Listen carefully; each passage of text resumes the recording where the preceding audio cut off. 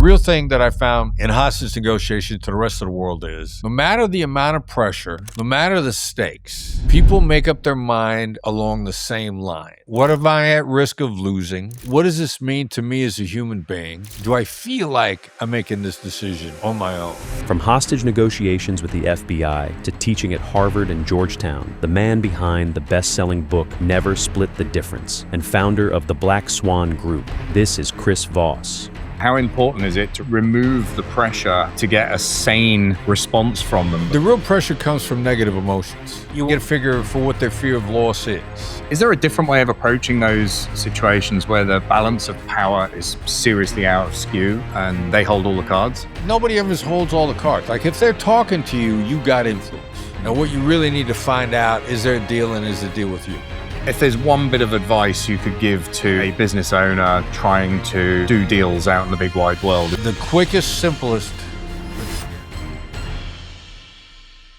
We're back on the Deal Junkie podcast. I'm so blessed to have Chris Voss as our guest today. If you don't know who Chris Voss is, you've been living under a rock because in his best-selling book, Never Split the Difference, has been around for, it's just required reading, I think, for everybody who is involved in, deal-making, negotiation, or pretty much anything in life. Life is a negotiation. Everything you'll ever achieve, whether it's a new job, a new business, or a wife or a partner, it's a negotiation. So it's really great to have Chris with us. Now, I'm just going to dive straight in rather than doing kind of too much stuff. Obviously we, my community and the people that I work with are buying and selling businesses. And you were obviously in high stakes negotiations with hostages, working for the FBI.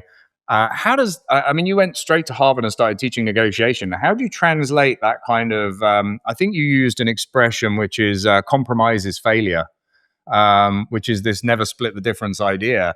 And I think in business, we're always kind of taught anyway that win-win is the outcome and that compromise is the way forwards. How do you transition those ideas? Well, the funny thing about hostage negotiation, the same character types, the same archetypes are all there. Like especially with international kidnapping, you got a whole bunch of people that want to be middlemen. They want to facilitate the deal.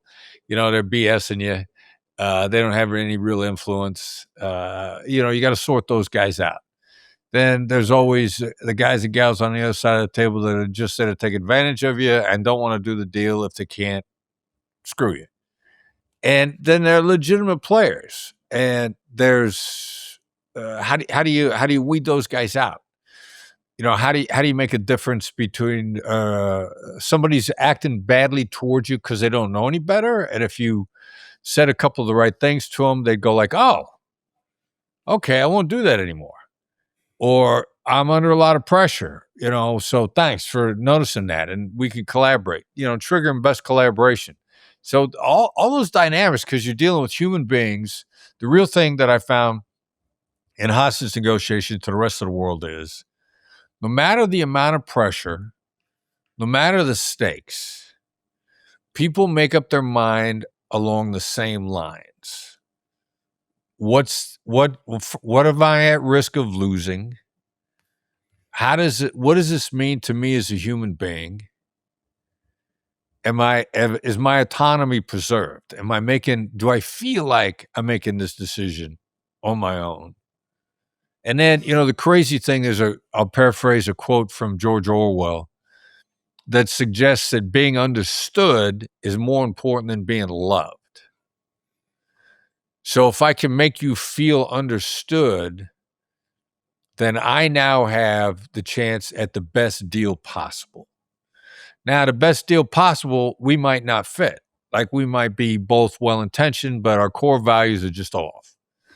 I need to know that because the best deal possible is to walk away on good terms. Because you're going to tell people what it was like to deal with me. Whether or not you make the deal, those are going to be separate issues. So if the best deal possible is a walk away, no harm, no foul, I want to walk away politely as soon as possible. But if we got a good opportunity here, then I want to trigger you into collaboration with emotional intelligence reactions that are better than being loved. And then we'll see what we can work out. Okay, so the first thing I took from that is deal with principles, because there's an awful lot of people you come across in deals, like you say, who claim to be the decision maker or claim to be a stakeholder in the decision, who actually are not. And we see this a lot in business because you end up dealing with a CEO who has his own particular set of motivations, but ultimately you need to be dealing with the shareholder who's actually going to sign the document that gets in front of them. And so that's an interesting one. The other one you said about the fundamental human decision making thing is the same, whether it's a hostage situation or a business situation.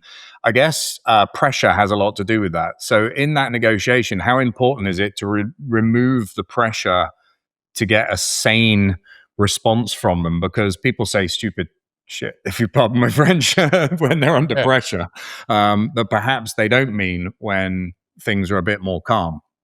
Well, the real pressure comes from negative emotions Mhm. and fear of loss. Fear of loss is the single biggest decision-making factor for all humans. It's not the only decision-making factor. It's just the single biggest. So you want to get a figure for what their fear of loss is. And, they got to tell you, vision drives decision. Most people get caught up in short-term thinking as opposed to long-term. And so you want to, how do you toggle back and forth between the two of those? Great question is what happens if you do nothing? Because that brings the inevitability of inaction.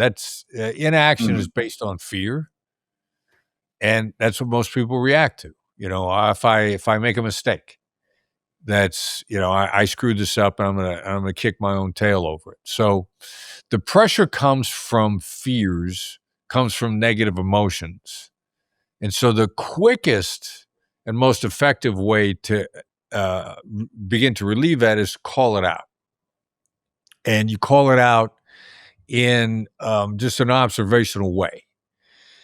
It seems like you're under a lot of pressure. Is the Mm. biggest way to call it out and relieve it. The other side sees it as an observation. It becomes an immediate relief valve, if you will, and the other side's head begins to clear. It seems like you have a vision for how long this is going to take. Again, that's talking about timelines with people. Everybody's got a timeline, and imagined or real. Um, as soon as you find out what's in there, the timeline's in their head, now you're going to understand the pressures that they're under and their fears they're under. So the most effective way to relieve the pressure is to call it out. Now, the crazy thing that happens is if you're the pressure relief valve, they didn't know it, but now they're drawn to you. Mm. Those labels that have a tendency correlate very nicely, very strongly with relieving the pressure. You're starting to trigger this feeling of being understood, which is neurochemical response. And whether they mean to or not, they start liking you. They start becoming more honest with you. And this is one of the reasons why really the book is sold globally so well, because these are all human responses. So no matter Mm. who you're dealing with, they could be Chinese, they could be India, they could be Colombian, pick an ethnicity. They're still Mm. humans and they still have neurochemicals. So you can have tremendous influence regardless of the culture they're from on the other side, because the first and original culture is human. Mm. Yeah, interesting. And I mean, you talked about reducing the pressure creates this sense of camaraderie or whatever. I mean, I think you call it tactical empathy in the book, don't you? As your description of that. Yeah. I think I've always referred to it as rapport, so I have those words kind of interchangeable. Do you think they're different things, or is basically the same thing, rapport and tactical empathy? No, they're very close. I mean, a long time ago, my former boss, Gary Nessner, put together something called the Behavioral Change Stairway. And he said that, empathy led to rapport led to influence led to behavioral change, which is the other Mm. side making a deal. Yeah. So it's a dynamic thing. It's not fixed, but Mm. they're very closely linked. Yeah. And of course, rapport is always an essential component in a sales process. And so ultimately, people buy from people they like, know, and trust. And so, I guess it's an identical, you know, way of creating that instant rapport or creating rapid rapport is to make them feel Yeah, understood, to release that pressure to yeah. do that. And I mean, I guess in a hostage situation, it's a little bit more heightened in terms of the emotional positioning. And also, I guess, from a fear of loss perspective, the downside is they're going to get shot or arrested or spend the rest of their life in prison. And I guess you're not really going to help them out of that situation. I mean, they're staring down the barrel. It goes wrong either way. It's just degrees of wrong, right? Yeah, and those are all short-term fears. I mean, long-term, what's it really mean to him as a human being? Like the one crazy thing, like if you feel like you're making a decision, you could survive anything. And I haven't seen it. The best example is Nelson Mandela. I read his, I got his autobiography. Robin Island. Yeah. I didn't see it here, but I have no doubt that it's true. He, somewhere along the line, said he chose to be in prison. Now, your initial reaction is, no, he didn't. However, he came to realize at some point in time, which is a suicide issue, suicide's a choice. So at any given point in time, I got the choice, I could exit. And so he made the choice to live, which preserved his autonomy. So in any hostage situation, in any business deal, if they feel like they made the choice, then the chances are they're going to stick to it, because I would argue with Maslow. Maslow says survival is the number one need. Mankind has shown that autonomy is the number one need. Give me liberty or give me death, the phrase of the American Revolution. We didn't invent that. They came up with that because we're human. You can't find a civilization in the history of mankind that was content in slavery. All humans who've been enslaved are willing to die to get out of slavery. So if the autonomy issue applies to all humans under all circumstances, then in your business deals, if you just make it clear that you're respecting their autonomy, the chances of making that deal and getting down to how to make that deal not only are much higher, but as you pointed out earlier, will accelerate. You'll get there faster. This is really valuable because I think all too often people give people dilemmas, which take away their autonomy. It's taking away their agency. It's telling them you have to do this or this, and it's two horrible options. And I see this a lot actually in business deals, which is people use phrases like, oh, I've got them over a barrel, they've got nowhere to go, all of those kind of things. Effectively, you're robbing them of their agency, and you're not going to get the best out of them in those circumstances, are you? Yep. But I guess the choice has always got to be no or yes. You've got to give them an escape route as well as an option, and I guess it's just making yes a better option. Yeah, and you giving them that escape route. If you're going for yes, it makes yes a better option. I know Jim Camp's book, which really, really triggered my thinking about yes and no, was Start with No. And Jim wasn't trying to get people to say no, but he said, you could say no to me at any time, at any moment.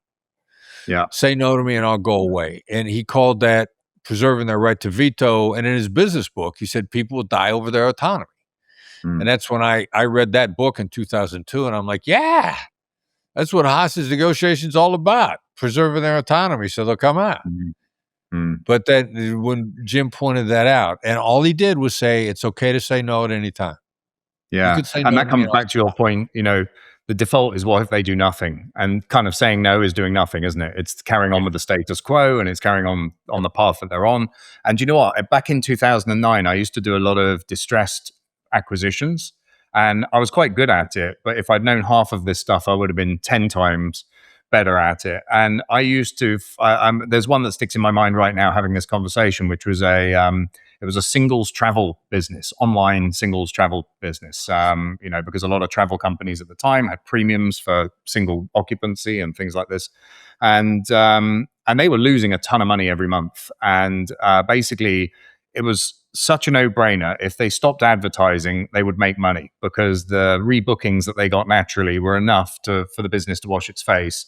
And yet the entrepreneur was just set on raising funds to fill the leaking bucket with more water. And I kind of presented it to him in such a no-brainer to stop advertising way that I think I actually inadvertently reinforced his desire to not do what I'm saying, reinforced his desire to do the opposite. And yeah, that was, in hindsight, not the best approach to that sort of situation. That it would be much better to make, yes, a better option than no, and pointing out what happens if he doesn't do it. The company went bust. Instead of solving the problem, he, gently glided to the scene of the crash. So yeah, and it was a very predictable outcome. So I mean, look, if you're in those situations, I guess you would say make sure that you've got that empathy piece right. And I didn't. I obviously pushed back in a way that was not at all empathetic. It was more, my God, why can't you see this? It's so obvious type of, almost patronizing, I guess, approach. But empathy first, would be the approach in those situations. When you understand what it is and which part of empathy to go with first, like if you will define it as not sympathy, if you define it as just awareness, understanding, and then you really need to start with the negatives. Like, what is your gut instinct telling you you wish they didn't feel? I wish you didn't feel this, or don't feel this, don't feel that. Well, your gut is actually honing in exactly what the problem is. So the really counterintuitive thing is, instead of saying, don't feel this, don't feel that, say, you do feel this. You do feel like I'm greedy. You do feel like you're vulnerable and I'm a vulture trying to swoop in and pick over the remains of the carcass. Like, the more visceral you can get with it, then the other side, what always happens, one of two things, always. It deactivates what's there, or it inoculates it from what's happening. And the inoculation effect is what most people don't realize and what everybody's afraid of, because they're afraid of the opposite. It's going to amplify it or plant it if it's not there. The crazy thing is, you can't plant an emotion. There is no inception with emotions. You can only work with what's there. You can enhance positives and you can deactivate negatives, and you can inoculate from negatives. So if I'm getting ready to, that's one of our strategies, because in any given business meeting, it's predictable that the other side is going to begin to think, is this a waste of my time? So we'll start conversations by saying, at some point in time, you're going to ask yourself if I'm wasting your time. Well, then you look like a clairvoyant. And they're like, wow, okay. Like, it's insane. So, but the empathy thing, again, how I started on this rant, was focus on the negatives and focus on the stuff that you want to tell them you don't want them to think, or you wish they didn't, and then just call it out. So again, I'll use another example of one we did recently, which is we're taking the company public. We want a stake in the holding company, and they believe that the stake is too big, that we're asking for too much. We know we need that much in order to make everything work, and we get stuck. We don't want to split the difference, obviously, but we get stuck in this point. The advice there would be literally to say, look, I know you think this is too much. I know you think I'm being greedy. I know you think I'm trying to do it. So start with really coming to their side of the table in terms of how they see it. Right. And then like, you can't overstate it. Say something like, I know it looks like we're grabbing with both hands. Yeah. Because where you really want to go, which happens, is for the other side to go like, no, you're being too hard on yourself. Yeah. And if you get there, like, you are now in collaboration. You are now in genuine honesty. As soon as they come back to you with, well, you're being a little hard on yourself. Yeah. And I guess just come to the title, Never Split the Difference. Where did the title come from, out of interest? Was it just that it was something? I mean, in a hostage situation, splitting the difference might be, okay, you can just kill two of them. In a business situation, it might be 10% instead of 12%. It's slightly different description. But where did the title kind of come from originally? It's a great title. That is, in fact, the brilliance of Tal Ross. Like, Tal Ross, the co-writer, I will, till the day I die, the best business book writer ever. Leonardo da Vinci of business book writers. Tall couldn't write a children's book. Don't ask him to write an autobiography. So we're working on the book. The original proposal had a very different name. We're going to call it Killer Negotiations. Right. And Tall's got this great gut instinct. He's got this supercomputer inside him. And he says, okay, that's not the title. At some point in time, while we're working on this, the perfect title is going to occur to me. And when it does, I'll tell you what it is. And we're about halfway through the book, a lot of work on it. And he comes back, he says, title is never split the difference. That's the essence of your entire message. And I'm like, bang. Love it. Immediately I knew it was right. And actually, I mean, the content of the book doesn't explicitly say never split the difference either, does it? It's so you don't kind of go there exactly. Not exactly. True. Not exactly. And then what was the chronology of all of this? So you were in the FBI, then you had Black Swan, and then the book, or was it FBI book, Black Swan? What was the... No, it was Black Swan and then the book. I mean, our hypothesis was that the hostage negotiation principles applied. And I would say our hypothesis, my son and myself and my son, Brandon, and also the guy who's now the head of coaching, Derek Gaunt. And so I was lucky enough to get a gig teaching in the MBA program at Georgetown, part-time business at night, which means you're working on your MBA at night. You're a go-getter, and you've got a job in the day. You probably got a significant other, probably got a kid. I mean, these are hard-working people. So what does that mean? They take a negotiation course. They want stuff that they can use tomorrow on Wall Street, on their wherever they're working. And so we're like, all right, we're going to teach them the hostage negotiation principles. We're going to do whatever kind of refinement we need, and they're going to give us real-world, real-time feedback. And I didn't want to do a book until I felt like we had the system pretty much end to end. So we had a good 3-4 years of just proof of concept in real life with people in every aspect of business. At Georgetown, you're working on an MBA, you got everything. You got government people, you got contractors, you got Wall Street people, you got finance, you got everything there. And so we had end-to-end proof of concept. And so once we had proof of concept, then we started pitching a book. Yeah. And it was a publisher-led deal then. So the publisher came to you. Did you negotiate heavily with them? No. Well, actually, what happened was classic agents, like so many agents told me nobody was going to buy the book. And I had a meeting one time with an agent that was telling me how bad of an idea it was. And I remember thinking like, dude, don't you have anything better to do than destroy other people's ideas? I mean, you're not going to get paid as a result of this conversation. But so many people want to tell you how smart they are. That's their compensation, even though it's no dollars. Yeah. So then I get connected to Steve Voss, who had done a body language book for a behavioral profiler. And he says, look, I don't think this is going to do that well domestically because there's 1,000 business books, but I know it will do well internationally.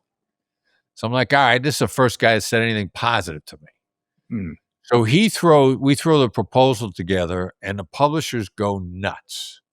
Like they are banging down his door.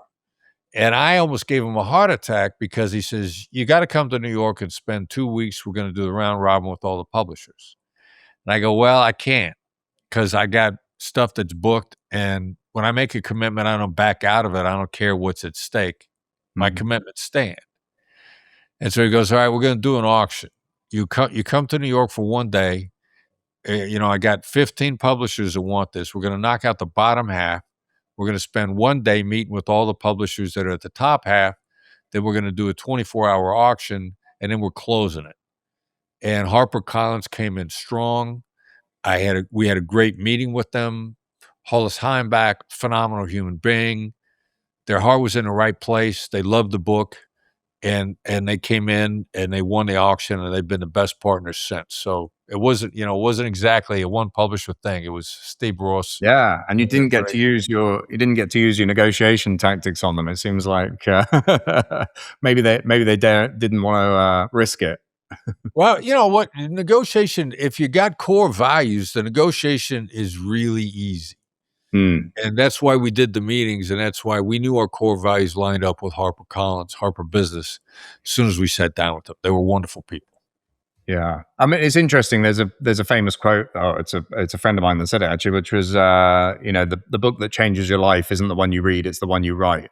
Um, Uh, and yes. I'm guessing this was like a breakthrough moment in your career as well, because I mean, you presumably went from not that many people have heard of Chris Voss to everybody's heard of Chris Voss. Yeah, it was pretty quick. It had a significant impact. Yeah. Yeah, yeah. So now the phone rings off the hook on its own, and how do you how do you dedicate your time? Because obviously you've got the business, you've got the main Black Swan business. Do you want to explain what that does and how that works and who your typical clients are? Yeah, well, we coach and train negotiations, and Mm. as a short answer, we do it online, we do it in person. I do keynotes. We're doing a lot more real business deal coaching than I expected we would do. I just thought Hmm. we were just going to be a training company, and then people would pick Yeah. it up and run with it.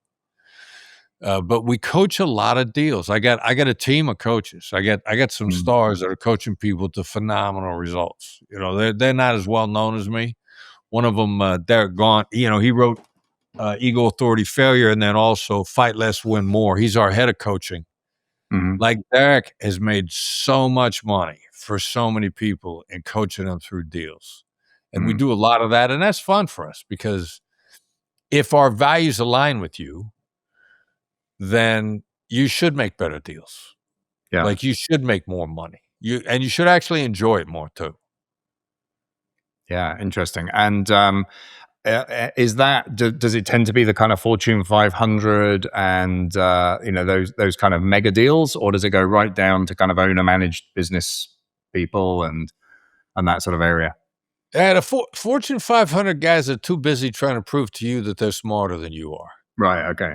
And so their internal corporate competitiveness in most of those companies, like the way these guys backstab and undermine each other.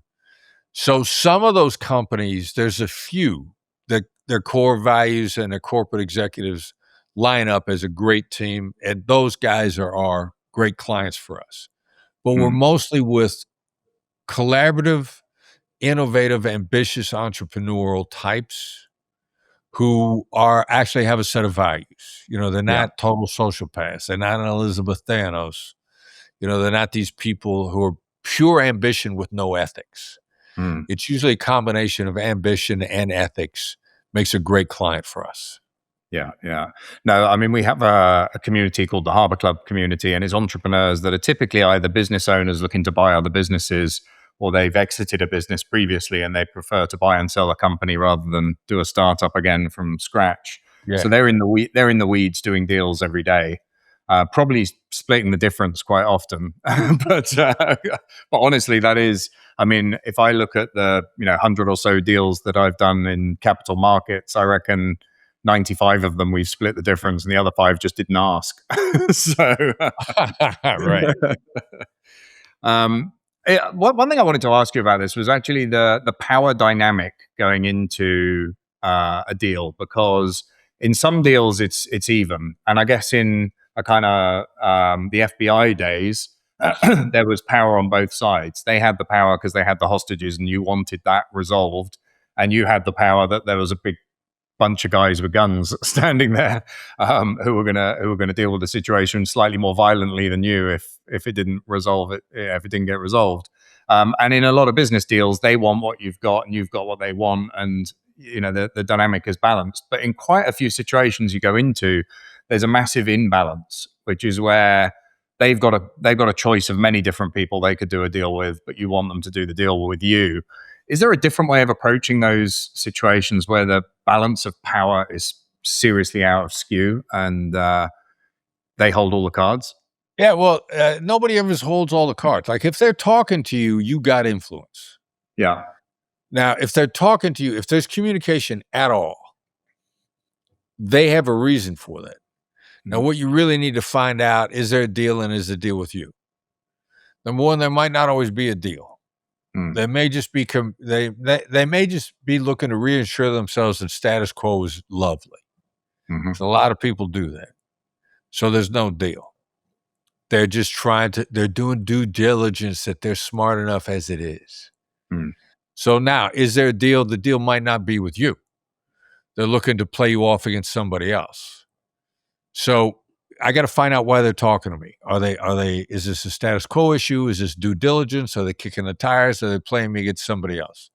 If they really want to talk to me. Now, if they want to talk to me, and you can figure that out. We call it proof of life, and you can get to proof of life. Is there a deal, and is a deal with you in the first half hour of the conversation? Now, if there's a deal and there's a deal with you, now all you got to do is be emotionally intelligent and catch them off guard, and which is don't give them the sequence that everybody else is used to. Like, first of all, if someone's getting ready to give in, they're going to flood you with gratitude, and then they're going to give in because they hope you'll be a merciful executioner. So you got to compare to how they start and how they end. Now, everybody, and if they want to argue with you, they're going to come at you with all kind of reasons. They're going to come at you with accusations. They're going to come at you with logic. And then they're going to refuse to give in. Now, if you change that sequence up on them in any way, shape, or form, they don't know what to do with themselves. So you should always express gratitude and it should be legitimate. And then you should go with what works for you and what doesn't work for you. And it increases the collaboration from the other side exponentially. Legitimate conversation. I don't ask for stuff that I don't want. I got a lawyer who's helping me. He was redlining an agreement the other day. I'm trying to train him. And he starts throwing in stuff that I never asked for, that I don't want. Because it's his philosophy. Well, we got to give some throwaways in there so they can split the difference and feel like they won. What is that? I'm like, nah, I don't do that.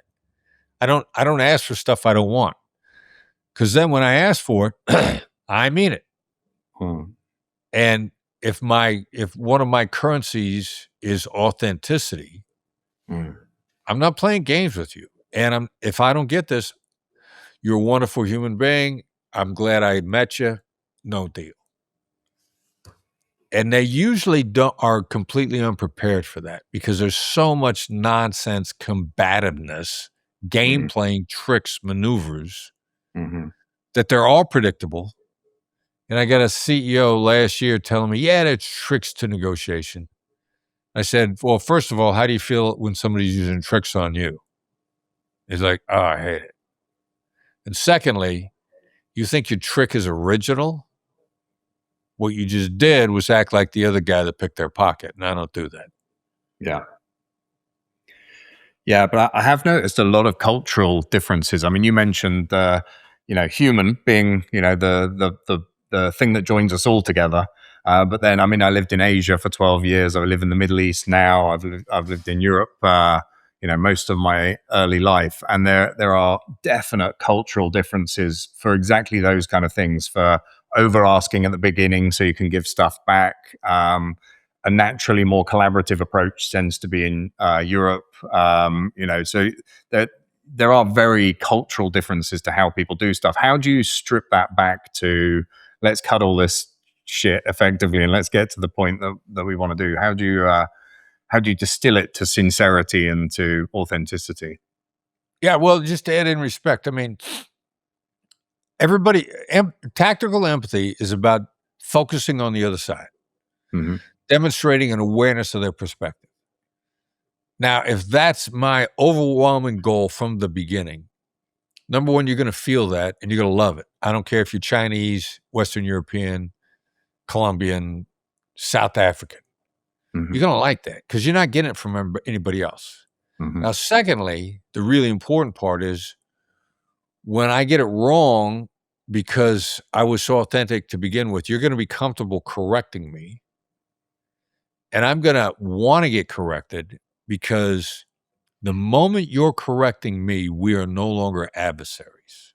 Now, most people, they would rather die to get corrected because it's embarrassing, it's humiliating, it made me look stupid, it made me look this. It's self-centered to react negatively to correction.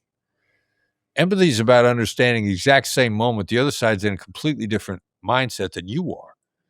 I'm embarrassed because you're correcting me. That's horrible. You're correcting me. You're mentoring me. So if I can dial into the fact that, all right, so I didn't understand how Germans wanted, which fork you wanted to use, or whether or not you want to bow, kneel, or shake hands. If I'm open to correction, you've just mentored me and we're no longer adversaries. Yeah, that's very interesting. And I guess this is a reason, again, for kind of over-egging the omelet when it comes to walking a mile in their shoes. When you're saying, oh, you think I'm an asshole and I'm going to rob you and I'm going to drain your bank account tomorrow. I'm going to spend it all on, whatever, really over-egging it is effectively giving them the opportunity to correct you. Yeah. Yeah, exactly. Well said. Yeah. So no, that's a beautiful way of creating that environment. It was interesting because a lot of what was going on in my head ahead of this interview was around the culture shock from FBI, government, federal government organization going into business. But it actually sounds like the culture shock didn't really happen because you had this Georgetown piece in between, which was basically the measured testing of these things here. But when you first got into a corporate kind of environment, I mean, it must be very different because, I mean, the politics in a corporate environment, like, you already alluded to the people trying to be the smartest person in the room and all that kind of stuff. And also, they're often not vested in the outcome. So they make very weird decisions compared to where we would normally, or entrepreneurs would normally come from, because they're not vested in the outcome of the decision. And then, two really different environments. I mean, was there a culture shock? Was it difficult to transition into corporate life, or was the Georgetown thing the soft landing into that whole area? Yeah, no. Well, I'd add the entrepreneurial life, the founder startup life, because bureaucracies. Once you get a feel for bureaucracies, whether they be government or corporate, you get the same sort of backstabbing, undermining of one another. It's easier to make the other guy look bad than actually do a better job. And so the corporate dynamic is separate from the entrepreneurial dynamic. Or, do you lead teams? Do you build teams? Do you manage teams? Those are three completely different things. And so what I want to do is I want to get a feel for the other person really quickly in a business deal. The other person is going to be one of three types. They're going to be a hired gun, mercenary, which actually they're relatively predictable. They believe in profit, systems, and then mission. Now, they believe in systems before profit because if they're smart enough, then systems yield profit. But they're not that mission driven. They could sell toilet paper, they could sell cardboard boxes. And just understanding that type, they're very predictable. They're after profit and systems. The entrepreneurial type, a little more mission driven, then systems, then profit. Now, those things are on their list, but the mission is really important. What are we doing for a living? How we make the world a better place? How we making a dent? How we actually making a dent in the universe? And that's the type of person that I am. And then there's effectively the inheritor, the legacy CEO, but it's really a person who's just trying to preserve the status quo. They're a little more interested in systems.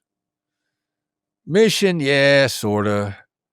Profit to maintain the status quo, and they're the ones, they make decisions to avoid screwing up. They're the corporate person or in any position. They're more worried about getting fired than they are getting promoted.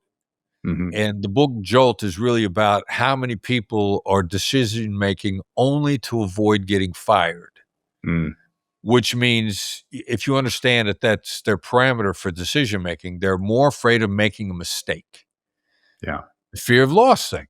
And each one of those three types, you can hone in on what they're most afraid of losing very quickly when you understand those three types. And the order is it systems, profit, or mission. So you were an entrepreneur in a government organization, effectively. And did that government organization, I presume the FBI must still have the same politics, backstabbing as a corporate environment. Yeah, pretty much. So how does an FBI. entrepreneur survive, a mission-driven entrepreneur survive in an environment where everybody else is trying to, yeah. Well, you get every now and then you get shown the door, or strongly implied that you should find another place within the FBI to make a living. Yeah. And fortunately, that happened to me 2 times. Yeah. One guy was kind enough to, in his own way, make it very clear to me that I would never get promoted while he was in charge. And the nice thing about that guy was he was happy to let me go. Like a vindictive person would never promote me and want to keep me there just so he could make my life Talk to you. miserable. Like, he didn't stand in the way of me moving on at all. Mm, And I was grateful that he let me know that I wasn't his kind of guy. mm, And then when I left the bureau, I had another guy come in above me. The people above you in a bureaucracy, you got to respect. You can't disrespect the person above you, because no matter how bad they are, the bureaucracy will line up with them, even when they're complete screw ups. yeah. So you just got to recognize this is no longer the place for you, and then you move on. And when you're good with that, then your life gets better. Mm. And was that mid-career or at the end? Was he the last one you left, or Last one I left was at the very that end. was when you left? Yeah. Right, writing was on the wall, and the nice thing was the decision I'd made, very much like it 7 years earlier, immediately made my life better. Yeah. So when I went, oh wow, last time this happened to me, I hit the door and life got 10 times better. So this is a sign from the universe that there are better things out there for me. So I hit the door with no resentment and no regrets. Yeah, fantastic. And the new chapter is working out pretty well. So, Not bad at all. and so yeah, I mean, I guess so after the Georgetown testing, the understanding how this stuff is applied in the real world. Obviously, you've done the book, you've done the coaching and training. What's the evolution from here for you and for the business? Yeah, well, we want a little bit more. I'd like to have more hostage negotiators trained for me in other parts of the world. Right, Like we would, you're in Dubai now. I've been in and out of Dubai. I love Dubai and Abu Dhabi, both places, for a great hub of business. They're on the other side, not just the other side of the world, but the other side of the clock. So it's very hard for us to coach and train there without being physically present there. The business principles apply. So I'd like to, if I could recruit more coaches globally, there's a couple spots in the world. I'd like to expand what we do, coach more, train more. Dubai is one of those places. And, Monaco, Athens. I was just in Athens. I love both Athens and Monaco. Business-oriented places where people's, if your core values align, you recognize the rules, let's do great stuff together. These are the places in the world that I love. Yeah. Milan is booming at the moment as well. All the billionaires are moving there. It's really, really getting exciting. But there's a few. But Singapore, I lived in Singapore for 12 years. That's an amazing hub. And that covers the whole of Southeast Asia. I mean, what do you deal with it as like a franchise type scenario, or do you recruit directly and work with people directly in those places? I hold the business back by selecting the right coaches. Yeah. We don't scale.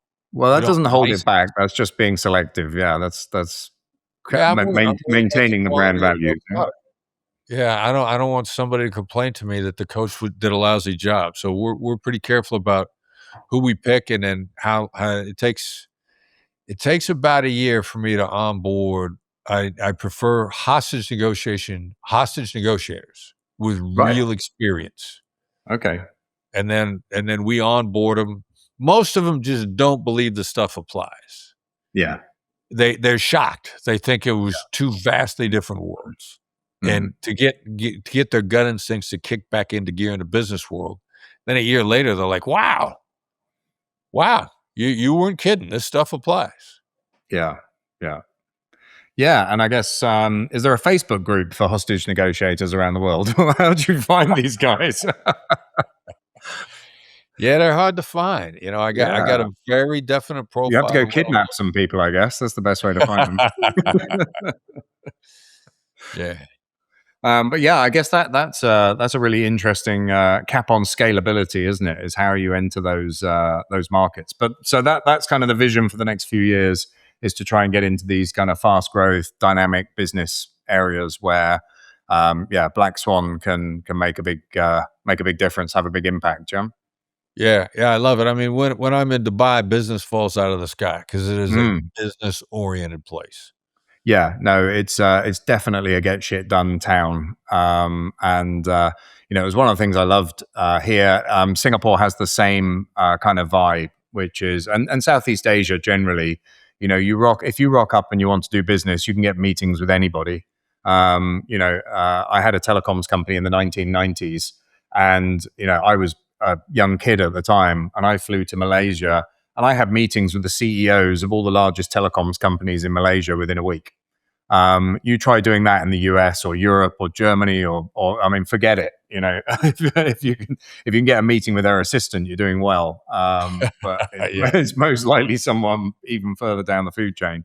So it's that kind of it's just open for business, isn't it? It's just everybody wants to get stuff done, and it's really refreshing after you've been in a Western democracy for a long time, where there are just layers and layers right. of protection between you and the person you really want to speak to. So, Yeah, yeah, yeah, very true. yeah. And I mean, actually, obviously the skills that you give people are really good for negotiation, but do you get people utilizing you for sales as well? Because I mean, sales negotiation is obviously a big form of negotiation. I always think of it more in terms of doing a deal, buying a company, maybe a large project or something like that. But does it come down to sales skills as well, or is that not really the And same no, thing? I've been shocked that the majority of our corporate training has been with sales teams. Why? Okay. So, yeah, it intertwines quite nicely with sales. Yeah. The what I've loved hearing is typically a really seasoned sales guy will read the book and go, "Man, you just plug so many holes." Mm. Yeah. Yeah. And is there a particular type of thing that it suits, like service businesses or product-based businesses or high ticket, low ticket? Is there a sweet spot where you add tons of value? That we've gone against all business philosophies that you're supposed to niche down. This works Hmm. across the board, you know, and So, in getting so it works out well for businesses that sell stuff. anybody anywhere that humans are trying to collaborate. Yeah. Yeah. No, that's fascinating. And I mean, in the world of entrepreneurship or acquisition entrepreneurship, where people are buying and selling businesses, I mean, obviously, we identify companies that we want to acquire, and it's pretty much a sales process to convince them to be acquired. Um, the Yeah, if there's one bit of advice you could give to a business owner trying to do deals out in the big wide world, is there one thing that they could change tomorrow that would help them be a better deal maker? That the quickest, simplest, but scariest change starts with switching from yes as an answer to no as an answer. And and it's as simple as saying it's now a bad time to talk instead of have you got a few minutes to talk. Right. Saying, do you disagree? Is this a ridiculous idea? Is this a stupid idea? Are you against? What's Mm. getting in the way? It seems like there's a reason for not doing this. Like if you dig into no, you as an answer, you preserve the other side's autonomy right off the bat. Hmm. Because globally, like no joke, everybody's bamboozling the hustlers that we can't trust in any language, bamboozle based on yes.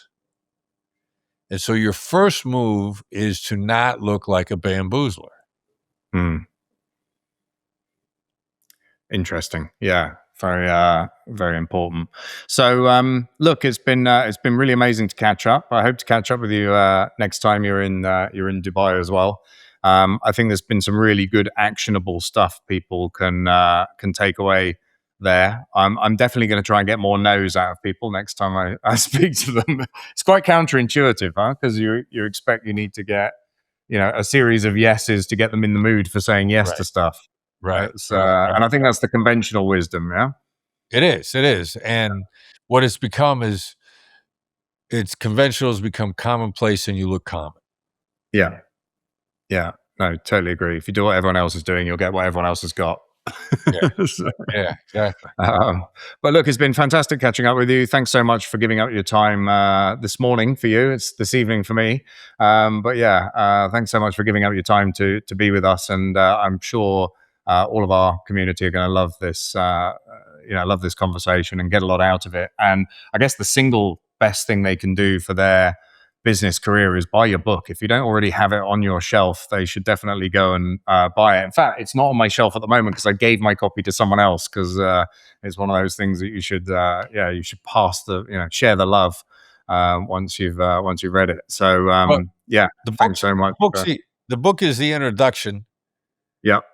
And the most evolved stuff that we have comes from the website at blackswanltd.com. Okay. You can have several choices there. You take the book and then you accelerate the ideas from what we offer you on the website, whether it's coaching, it's live online or live in person. Mm-hmm. Fantastic. So yeah, go to the website, check it out, and see what you can get Chris's help with. It's been really awesome. Enjoy your day in Vegas, and I look forward to catching up with you soon. Take care. Pleasure. Thanks for having me on, man. See you. Thank you.